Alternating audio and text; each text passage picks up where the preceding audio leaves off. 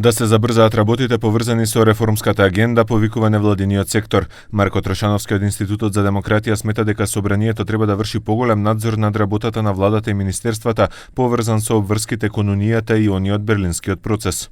Во најмала рака барем опозицијата би требало да има интерес да биде многу активна во надзорниот дел, но секако дека и пратениците кои што припаѓаат на владачкото мнозинство би требало, нели, зашто е државнотворна работата, државничка работа, да придонесат кон поголем притисок врз централната власт да испорача. Трошановски вели фокусот да е на реформите додека трае застојот кон унијата поради политичкиот услов. Тој смета дека европјаните го сватиле преседанот направен кон Македонија и преку дипломатска офанзива ќе се работи на обезбедување на посакуваните гаранции. Тоа сега да се случи е мала, бидејќи бара консензус за што и да од земјите членки, меѓутоа е нешто што во предстојните следниот период, година-две, ќе има политичка поддршка од значителен дел на земји членки да биде подобрен.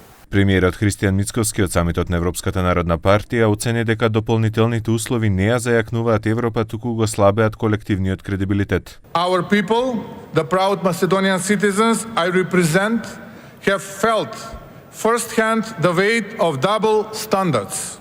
Standards that undermine trust, dampen enthusiasm and risk weakening the very European spirit we champion.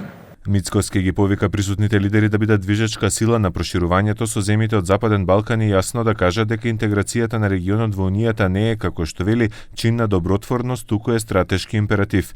Меѓу нив беше и првиот човек на владачката бугарска партија Бојко Борисов. По средбите во Бугарија, првиот човек на Советот на Европската унија Антонио Кошта кон средината на мај ќе ја посети земјава.